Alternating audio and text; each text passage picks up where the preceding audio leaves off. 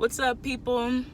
So I did a poll yesterday to find out what you guys would want me to talk about in my next video. So the majority wins, and I'm going to talk about a clinical story. Next time I'll do a makeup tutorial, but people want to hear about the clinical story, so we'll give it to them. All right, so the story I'm going to tell you guys about is my experience in my psychiatry rotation. So just in case, you may not know, I'm in med school and I'm finishing up my clinical rotations.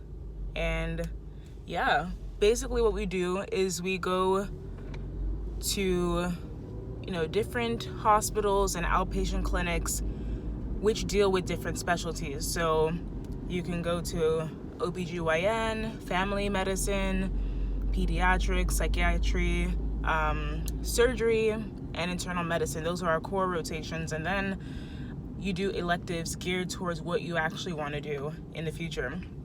So I've been through quite a few already and just working my way through.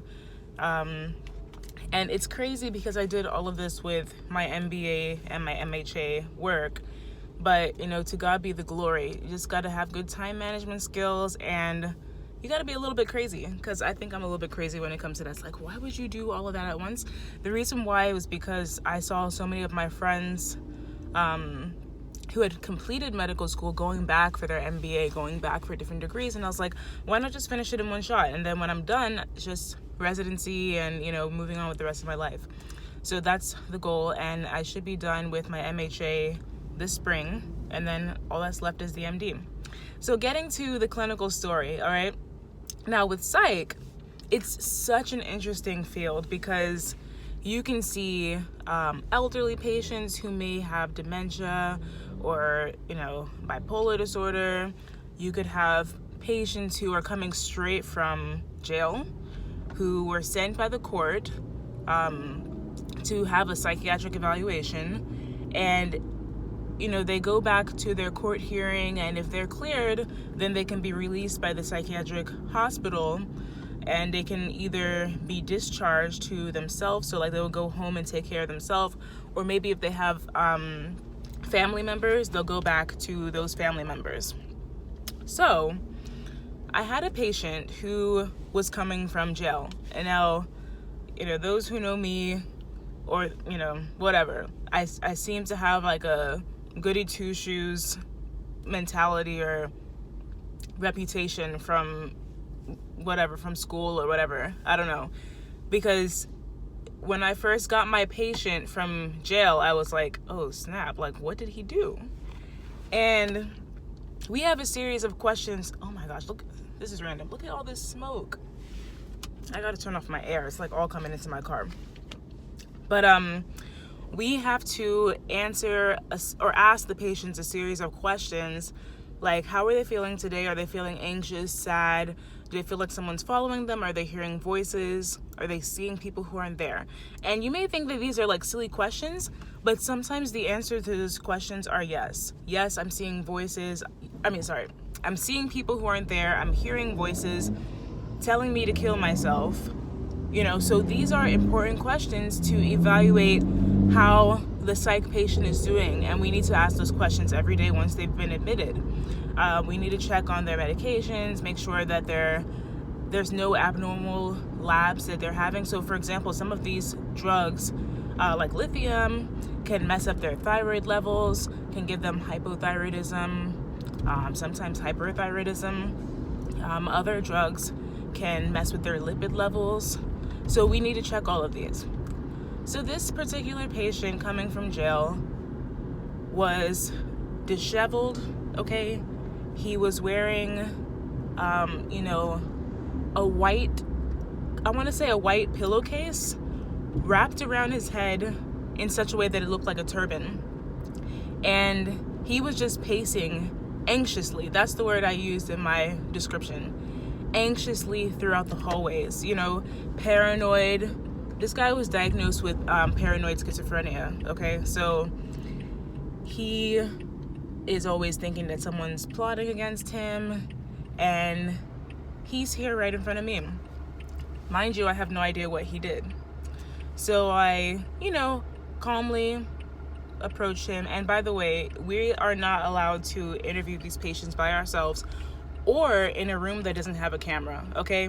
It may sound scary, but it's for your safety, because a lot of these patients, they can make false allegations against you and say, oh, like this medical student inappropriately touched me, or this medical student hit me, and you need that camera to be like, yeah, I actually didn't do that, okay? It hasn't happened to any of us yet, but that's the spiel that we got on our first day.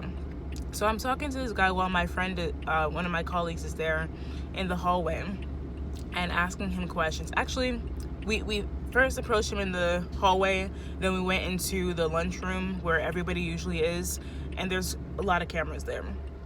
So I'm talking to him, and I was like, oh, good morning, how are you today?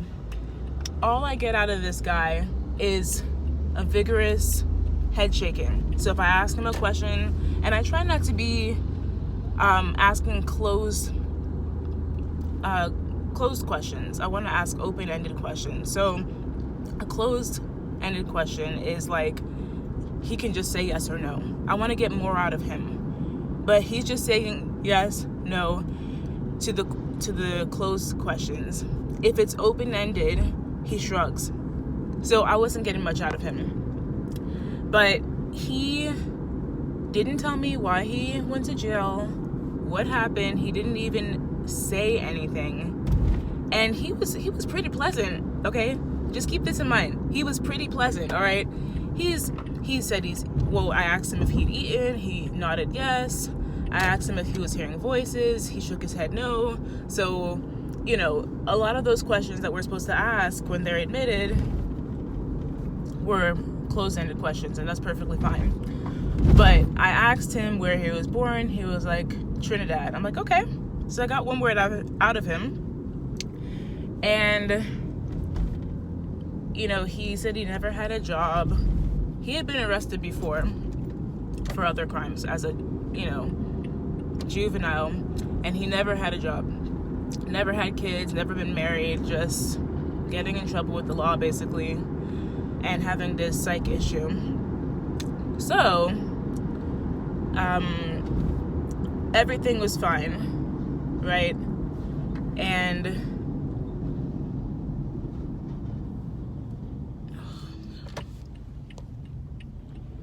everything was fine, right? He was cool. I go and write my admission note, all right? Now, in the afternoon, our preceptor comes in and basically evaluates all the patients we've already seen. So she just wants to make sure that we didn't miss anything and see how their status has changed. Now, you would be surprised how much can change from morning to afternoon. And let's just say that's a bit of an understatement with this patient. So we're all in the room. The preceptor tells us, okay, start bringing in the patients. So the patients are all lined up outside. He comes in. Apparently, he knows our preceptor. He's seen her before. He's been in and out of the hospital, And tell me why this lady, this precious preceptor, just asked him one question that set him off, completely set him off. She just said, why are you here? Why did you get sent by court? This guy starts talking about how maybe the judge, who happened to be female, wanted to have sex with him, and that's why she got him arrested, and maybe the preceptor wants to sleep with him, and start cursing her out. I was like, whoa. This was like 0 to 100, honestly. And I'm sitting there like, what the hell just happened?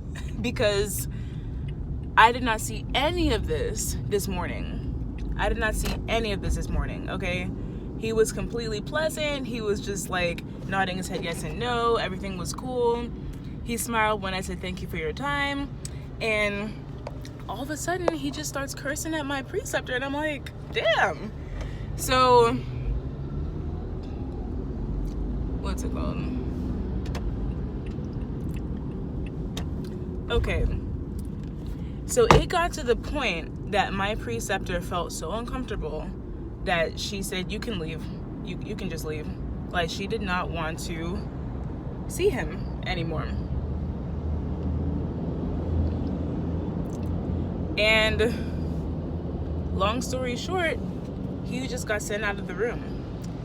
And she said, you know what, guys, whenever you feel like uncomfortable or they get like that, they get like hella disrespectful like that, just send them out. So they sent him out, and that was that. And obviously they're gonna give him medication to calm him down, but it just really frustrated me because I see this guy. I don't really know what he did. I don't know anything about him. All I know is what little information he's willing to share with me. His condition is probably not going to improve, because a lot of these cases, people are just not compliant with their medication for whatever reason. They say they don't have transportation, they don't have a job, they can't afford the medication. So they get sent back into the system, into the, corrections facilities and in and out of the hospitals, causing a ruckus. But, I had never seen anything like that. Like a patient, like psych issues are so unpredictable, okay? And that's why they tell us not to interview these patients by ourselves, because you can have somebody completely sweet and nice to you all of a sudden flip out, like overturn the table, jump over the table, like hit you, something like crazy, and that's the scary part about it. So you just try to maintain a level of calmness. Like, you're not patronizing them, you're not like, I never say I understand how you feel or I know what you feel. I don't know what they feel. I just say, like, I can see where you're coming from. So they know that there's some level of empathy, but I'm not trying to, like, be fake with them, because I really don't know what they feel, to be honest, But, that completely rocked me that day. And another instance that I saw was some patient who just got out of control. They have this room called the relaxation room, where a patient is basically strapped down, limbs are strapped down to the beds, and they're given a combination of Benadryl. God, this person.